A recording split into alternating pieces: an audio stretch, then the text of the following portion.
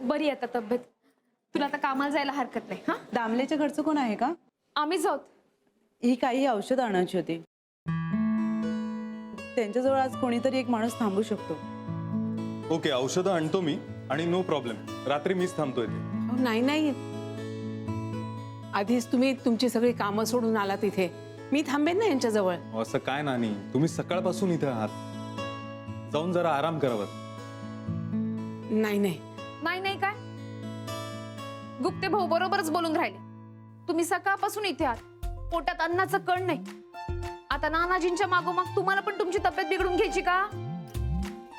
अगं पण यांना असं एकटं सोडून कसं जाऊ मी घरी, सांग. एकटे एकटे कुठे? डॉक्टर आहेत, नर्स आहेत, वॉर्ड बॉय आहेत, आणि गुप्ते भाऊ पण थांबून राहिले ना. आणि तुम्ही इथे थांबलात ना तर उगाच चिंता करत बसा. राधिका, अगदी बरोबर बोलतेस तू. नानी ते काही नाही, तुम्ही आता इथे अजिबात थांबायचं नाही. चला बरं, चला घरी चला आता. अहो पण पण गिन काही नाही, घरी चला. मस्त गरमागरम वरण भात करून घालते. हा, गुप्ते भाऊ काही लागलं तर फोन करा. हो हो, तुम्ही काळजी करू नका. मी आहे. नानीजी चला बरं. चला चला. पकडू मावशी, चल तू पण. हा,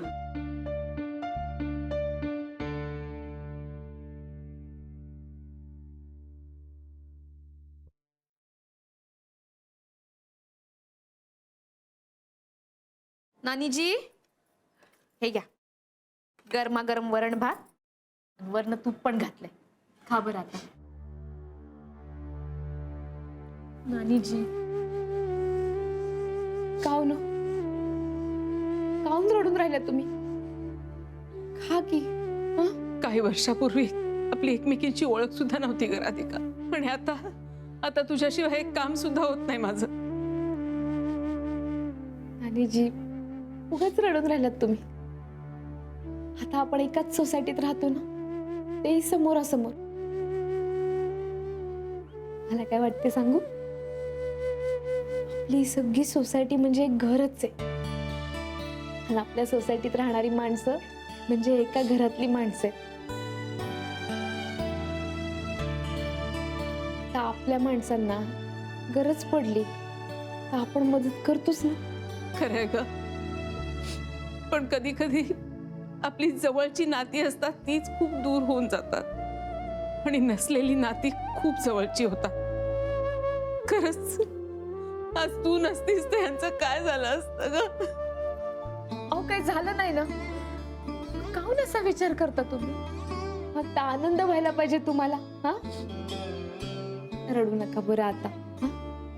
खाऊन घ्या ना, मी भरवू का तुम्हाला? राधिका, आज तू आमच्यासाठी जे केलंस ना तर मी कधीच विसरू शकत नाही. हानीजी हो, असं काय केलंय मी? हा? माझ्या जागी दुसरं कोणी असतं तरी हेच केलं असतं.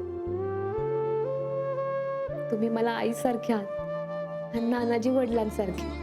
आणि तुमच्यासाठी मी एवढं पण नाही का करू शकत? आणि बघा ना, मी एकटीच थोडी होते. हो, गुप्ते भाऊ होते, रेवती होती, महाजनी काका काकू होते, सगळेच तर होते की. हो, पण त्यांच्यापैकी कोणी आपल्या बांगड्या घाण नाही ठेवल्या.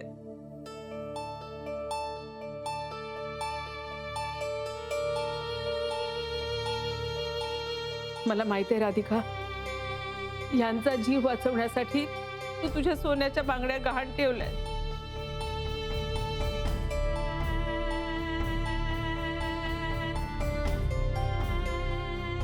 खरंच तुझं आणि आमचं गेल्या जन्मीपासूनचं काहीतरी नातं असणार, म्हणून तू आज अशी आमच्या मदतीला धावून आलीस. ज्ञानीजी, मागच्या जन्माचं वगैरे मला काही माहिती नाही, पण या जन्मीचं आहे नक्की. मायेचं, प्रेमाचं, आपुलकीचं, विश्वासाचं. तुम्ही काही म्हणा, ते माझं कर्तव्य होतं आणि मी ते केलं. अहो तुम्ही, मी आणि नानीजी आत्ताच आलो हॉस्पिटलमधनं.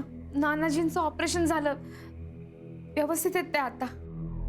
खरंच गुरुनाथ, आज राधिका होती ना म्हणून सगळं व्यवस्थित निभावलं. ती नसती तर यांचं काय झालं असतं कोणास ठाऊक. नानीजी तुम्ही कायच्या काही बोलून राहिल्यात? अहो सगळेच जण होते तिथे, तुम्हालाही फोन करत होते मी. आज चल.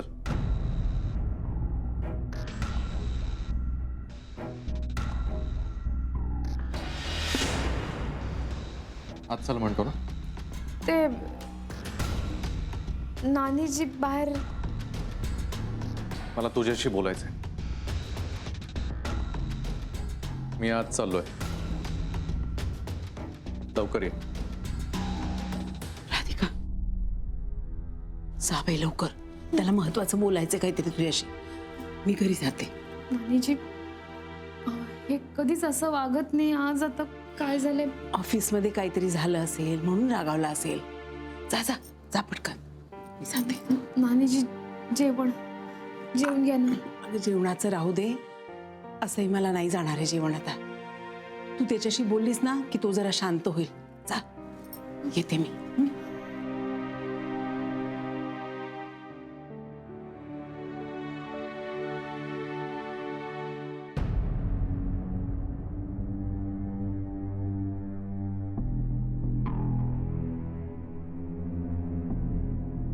अहो काय एवढं महत्वाचं बोलायचं होतं? नानीजी तर न जेवताच निघून गेल्या. मग काय करू मी? त्यांना काय आता भरवायला जाऊ घरी? असं कुठे म्हणून राहिले मी? नाही पण नानाजींच्या तब्येतीविषयी 2 शब्दांनी चौकशी केली असती तर तेवढंच बरं वाटलं असतं ना त्यांना. नाही, मी विचारायची काय गरज? तू होतीस ना तिथे समाजसेवा करायला. असं काय बोलून राहिले हो तुम्ही? आता गरजेच्या वेळेस त्यांची मदत करणं आपलं कर्तव्य नाही का? कर्तव्याच्या गोष्टी माझ्या बरोबर नाही करायच्या. तुझ्या बांगड्या तिकडे विकायला जाताना तुला नाही वाटलं एका सेकंदात की आपल्या नवऱ्याला कळवणं हे आपलं कर्तव्य आहे? मला शिकवतेस कर्तव्याच्या गोष्टी? अहो म्हणजे नाही मी तुम्हाला सांगणारच होते ना. नाही, आता बोल ना. आता का जीभ अडखळते? त्यावेळेला दुसरा पर्यायच नव्हता ना. नानांच्या ऑपरेशनसाठी हॉस्पिटलमध्ये ताबडतोब पैसे भरायला लागणार होते म्हणून तू बांगड्या विकल्यास? विकल्या नाही, नुसत्या घाण ठेवल्या. तेच ते. तुला कोणी सांगितलं नसतं आगाऊपणा करायला? अगं ते काही रस्त्यावर नाही पडलेले. त्यांचा मुलगा त्यांची सून व्यवस्थित कमावतात, शिवाय महिन्याच्या महिन्याला पेन्शन येते ती वेगळीच. हा, घरामध्ये काही पैशांची कमी नाही. तुला आगाऊपणा करायची काय गरज आहे?